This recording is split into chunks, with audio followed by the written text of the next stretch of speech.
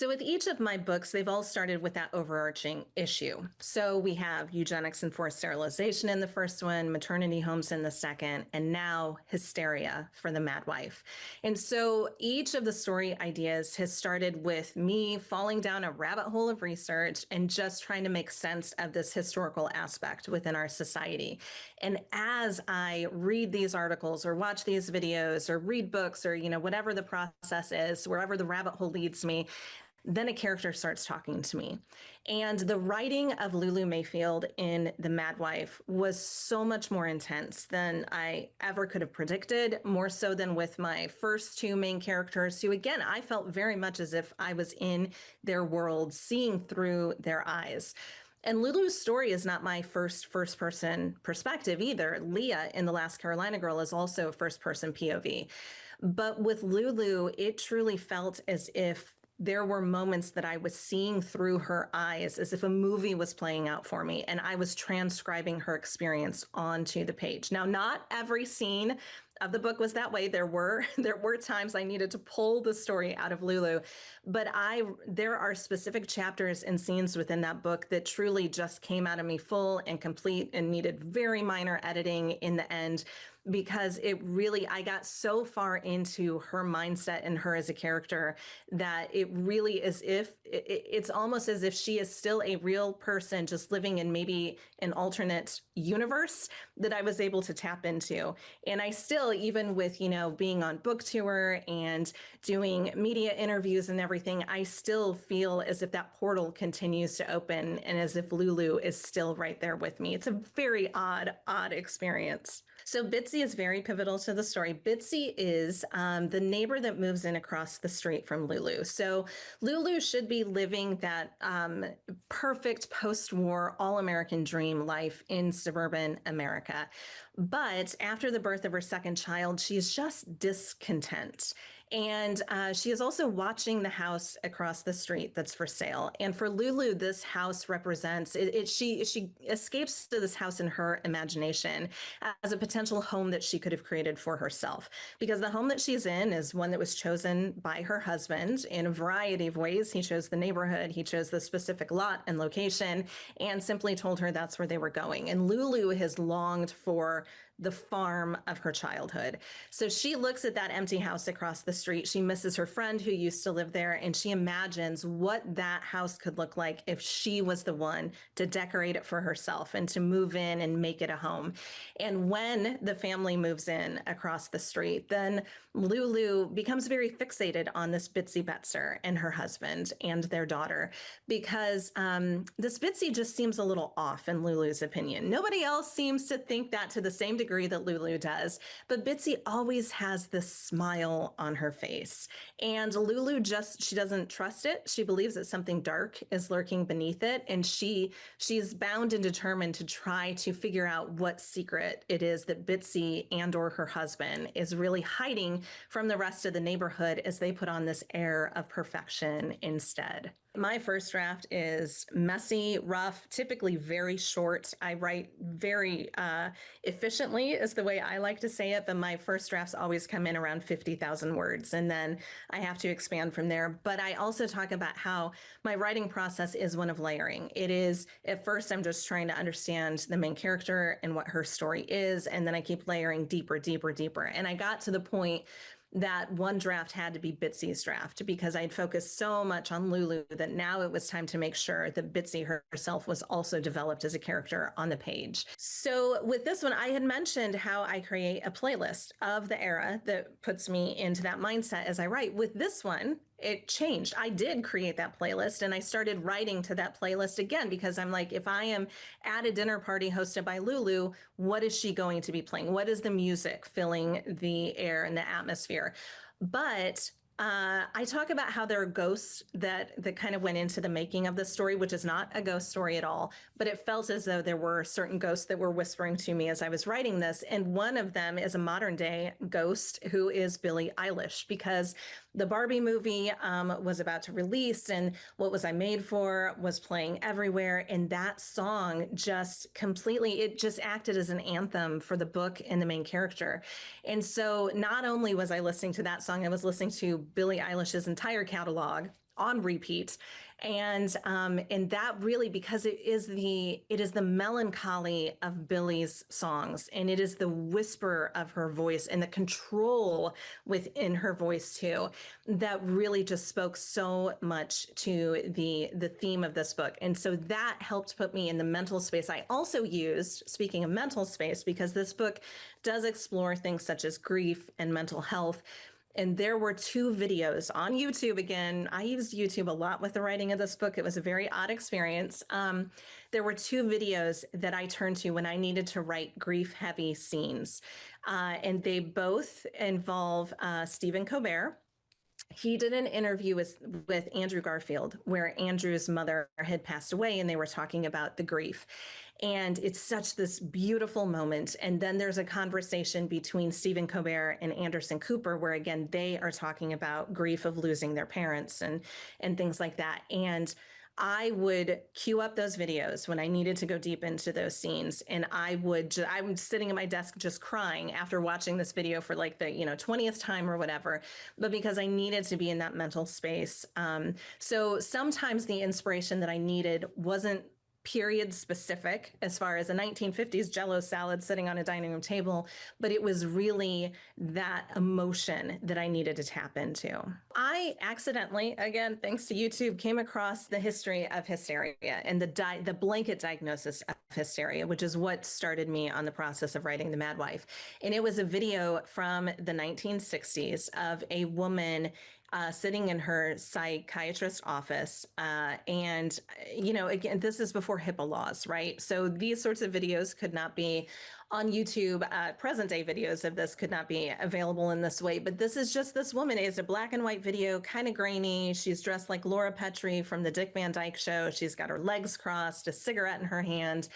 And she just starts talking to her therapist. And it is labeled as a psychiatric training video.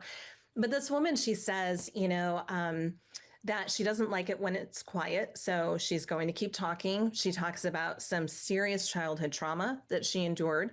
She goes on to talk about how she's unhappy in her marriage. She wants a divorce, but then she brings it all back to herself. And she says, it is my fault. I just need to get my nerves in order. And I just sat there watching it and wondering what she felt she had to say, what she felt she should say, and just questioning what she was still keeping inside of her. And her diagnosis was hysteria. So as I started digging more into researching hysteria, Eleanor Cleghorn wrote this book called Unwell Women, which is incredible, was seminal research for me in writing this book. And just the stories that I kept coming across of how hysteria was this blanket diagnosis that a woman could be labeled with this for being simply overly emotional. And it could cover up for a whole host of conditions such as depression or anxiety or postpartum psychosis, even things like lupus and MS and rheumatoid arthritis, and in so many conditions that actually needed to be addressed. But instead, in this era, hysteria was believed to be a psychological condition. Before that, it was actually a physical condition. The ancient Egyptians and Greeks, they called it the wandering womb, where they believed that the uterus could wander around inside of a woman's body, and that is what made her out of sorts. And so the cure was to coax it back into right position. Then, of course, autopsy came on the scene, and they soon realized that, I guess organs can't simply wander around the body.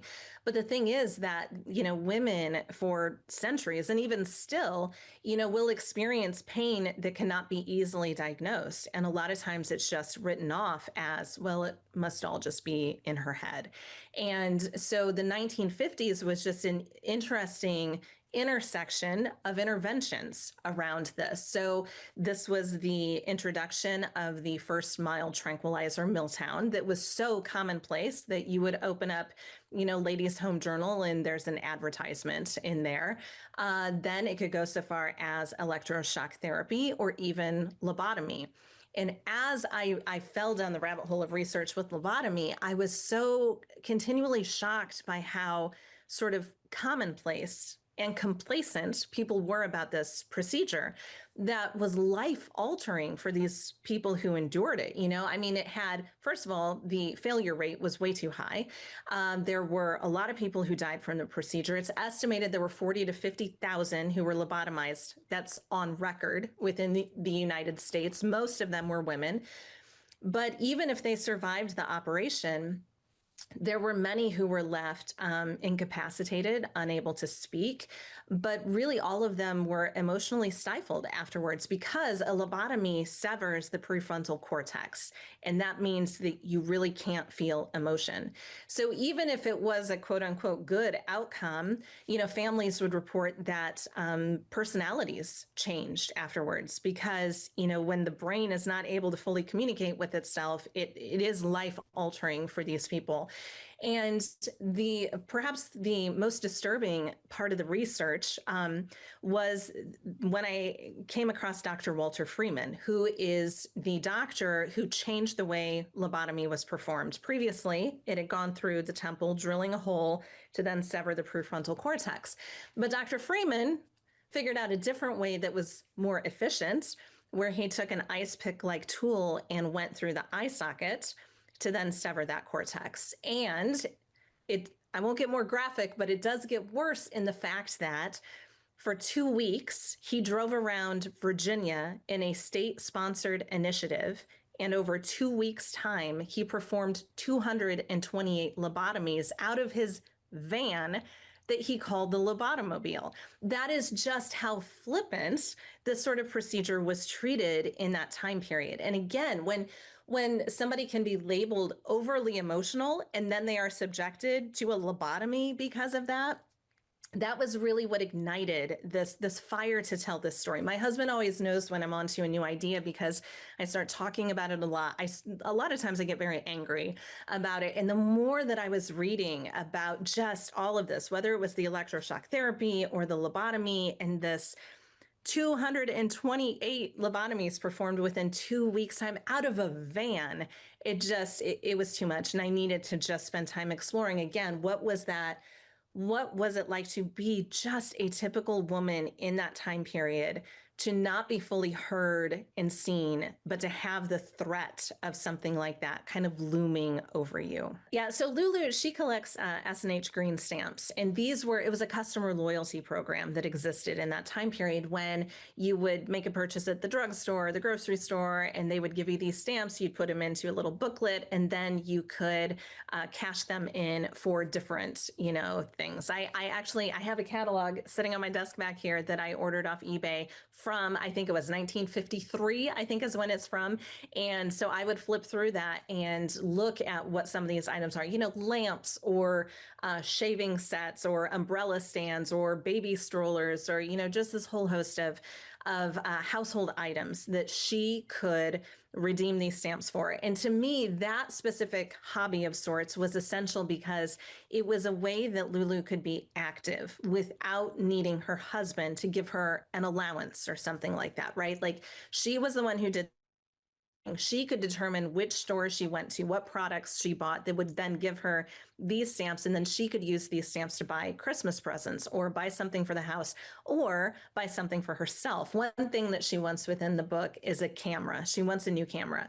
Because in the 50s, hobbies were they were having a moment. And photography was one of the top hobbies at the time. And I thought photography seemed perfect for Lulu because Lulu is an observer.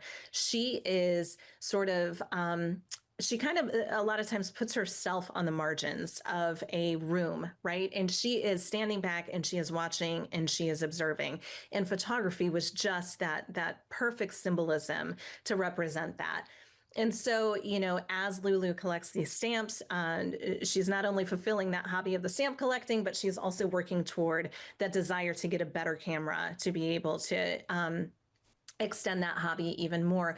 But just being able to work those types of things into your character just makes the character even more multi-dimensional and also specific. Like we really do have to write characters in this way that is both, they can be both universal and relatable, but there also need to be these moments when they stand out as individuals. And so something as simple as the type of hobby they have, or the type of cigarette they smoke, or the type of beer they drink, it can say so much about them. And it can say something about them in an indirect way. So instead of maybe saying what their income is, the type of beer can say that for you instead. And so it's a way to really work a description into a character in more of a subtle way that really paints a fuller picture of them.